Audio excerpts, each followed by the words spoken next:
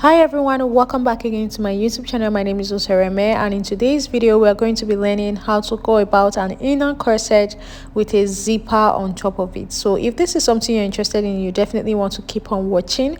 There are several ways of going about this particular design, but I'm of course going to be showing you guys the simplest of them.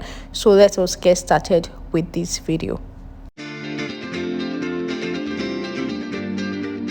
So guys, this is the dress I'm going to be using to show you guys how to go about this. It's a simple dress, it's already made.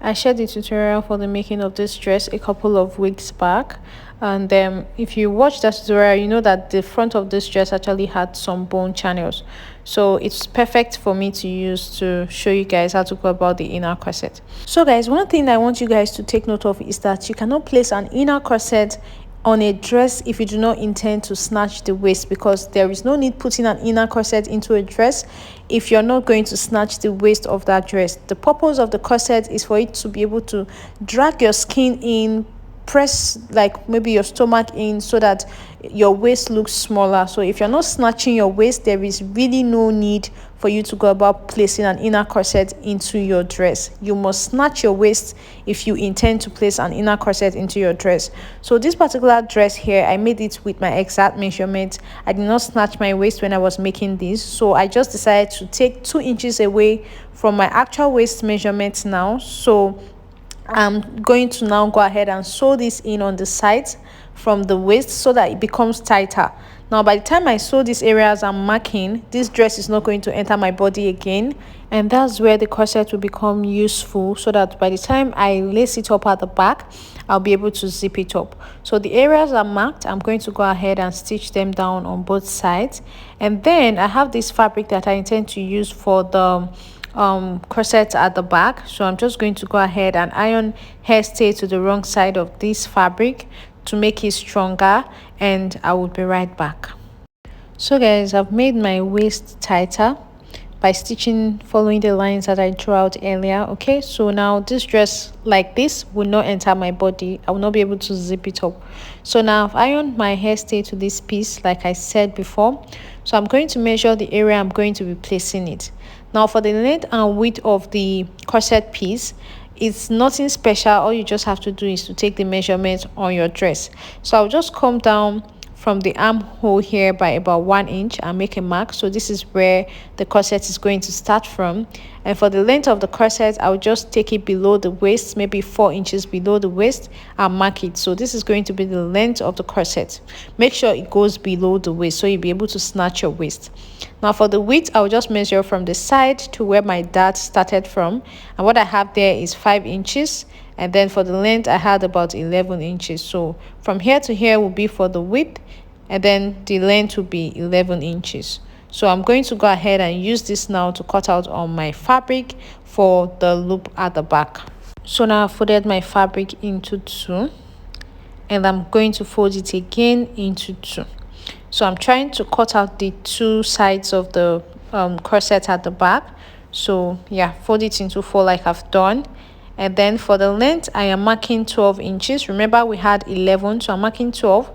The extra 1 inch is going to be for stitching allowance. Okay, and then for the width of this corset, remember I said it was 5 inches, so I'm going to measure 5 inches here, and I have 5.5 here, which is perfect. So I don't need to cut anything away from this. So I'll cut the length and then just open this area up here, okay, to just separate it into 2.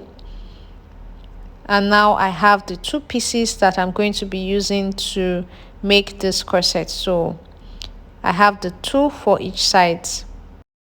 So now what I'm going to do is I'm going to turn this piece over to the wrong side, and I'm going to make a stitch at the top of both pieces. I'm done stitching it down now at the top, and this is what it looks like. I've done it for the 2 pieces. So now I'm just arranging the both of them together, and I want to just mark the areas where I'm going to be placing my loop on both sides. So I'm just arranging them together so I don't have to measure them separately. So I'm just giving it a 1 inch distance from each other. Okay, so I'm going to be using a bias tape to create this loop. You can use your eyelet or you can use whatever it is you want to do. Is either you are creating your own loop, or you are using an eyelet. So for this one, I want to create my own loop with my bias, but you can totally use eyelet for this area. Okay, so now I've marked the areas I want to put the eyelet on both sides, and I've folded my bias fabric into two. And what I'm going to do now is to cut out the pieces I want to use for the bias. I'm going to be cutting them out with 1.5 inch. So I'm going to be cutting 18 pieces of this, as I have about 9 lines on both sides of these fabrics.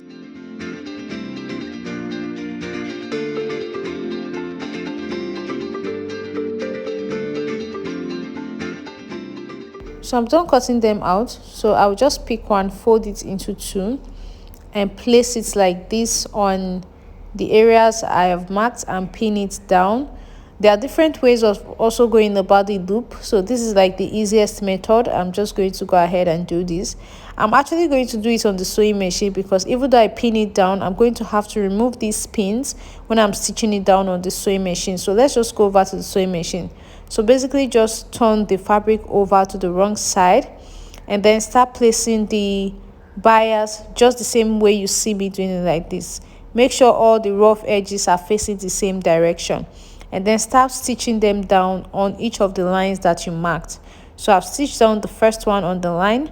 I'll place the other folded bias here on the second one, and I'm going to go ahead and top stitch.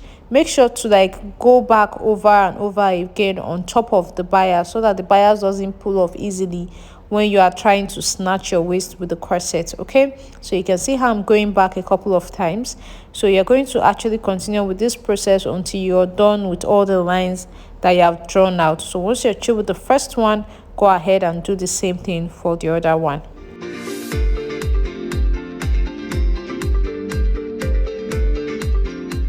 So guys, this is what it looked like after I was done stitching it down, and you can see the areas I back stitched a couple of times so that the loops will not fall off like really easily.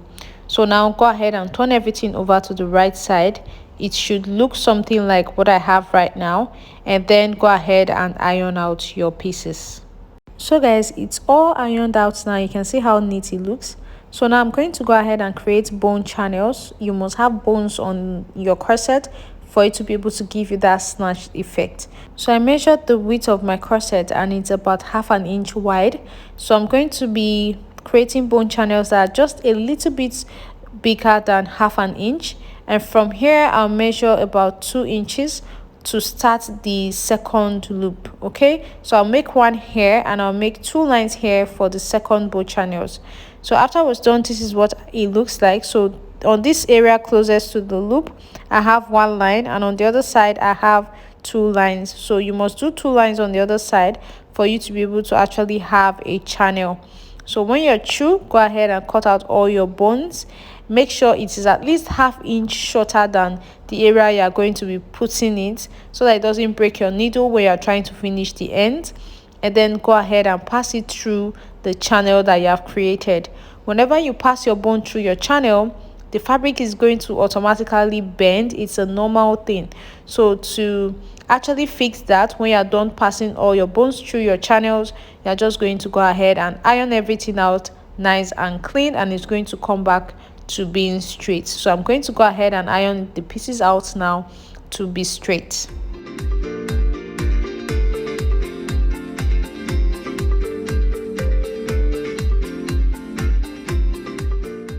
So the both pieces have been ironed out now. They are looking really straight, and the bones are already inside. So I'm cutting out this piece of fabric to finish up the other edge of the fabric of these corset pieces that is not looking nice. So I'm just going to go ahead and just use this to like fold it up like a bias. So I'll first of all just pin it on one side. It's actually very simple. So just trying to make sure that it's as neat as possible, that each corset piece is as neat as possible. Although it's going to be inside, it should still look neat.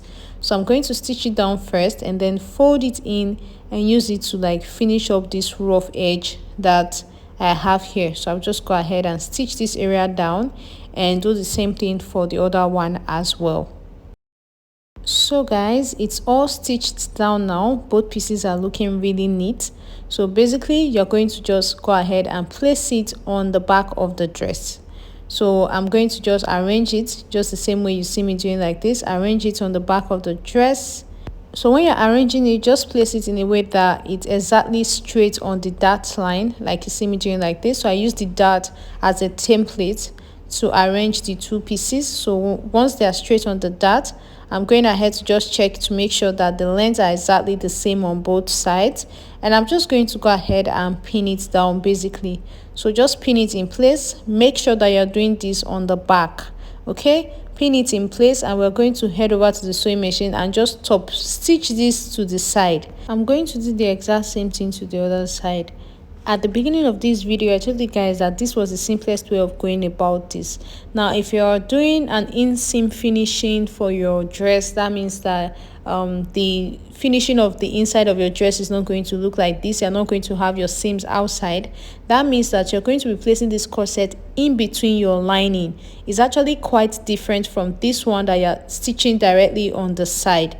So it's very different, but it's still going to be the same way. It's just that you're going to be placing the corset in between your lining. So for this one is easy. I'm just placing it directly on the seams, and I'm just going to go ahead and just stitch the areas of the side again to secure it in place. It's best to do this in front so that you can follow the stitch line exactly. So after I was done making my stitch, this is what I have. You can see what it's looking like. So I decided to trim off some of the corset allowance so that it's not too bulky on the side. So I did the same thing on the other side as well. And to make sure that the inner part of the dress continues to look neat, I'm just going to go ahead and weave the ends of that area. And that will basically be all for the fixing of this inner corset.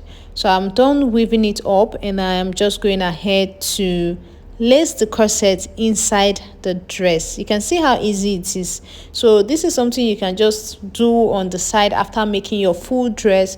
All you have to do is to reduce your client's waist and then go ahead and place the corset on the inside like I explained. So from the outside, if you open this up, you can see how the corset is looking inside, and you can now zip it up. On a normal day, this dress will no longer fit me because I've made the waist smaller, but by the time I wear this and I tie up the corset area, is going to be able to fit me, and you can see how neat it still looks like on the inside. So yeah, that's all for the making of this really simple tutorial. I hope you guys find it helpful because this has been trending a lot lately, and I will see you guys in my next video. Bye.